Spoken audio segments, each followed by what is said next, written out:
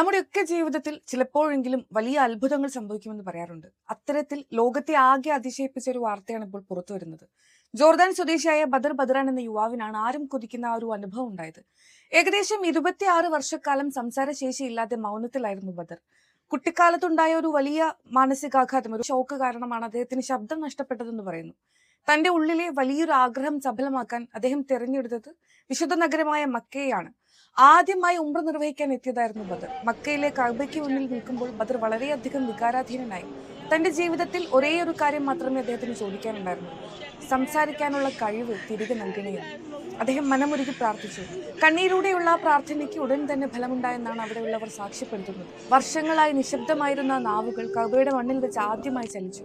യാ അല്ലാ, ലാ ഇലാഹ ഇല്ലല്ലാ തുടങ്ങിയ ദൈവനാമങ്ങളാണ് അദ്ദേഹത്തിന്റെ ചുണ്ടുകളിൽ നിന്ന് ആദ്യമായി പുറത്തു വന്നത്. നീണ്ട 26 വർഷത്തെ കാത്തിരിപ്പിന് ശേഷം മക്കയുടെ മണ്ണിൽ വെച്ച് അദ്ദേഹം സംസാരിക്കുന്നത് കണ്ട് കൂടെയുള്ളവരും അത്ഭുതപ്പെട്ടു. വിശ്വാസത്തിന്റെയും പ്രാർത്ഥനയുടെയും കരുത്ത് വിളിച്ചോതുന്ന ഈ വീഡിയോ ഇപ്പോൾ സോഷ്യൽ മീഡിയയിൽ വൈറലായിരിക്കുകയാണ്.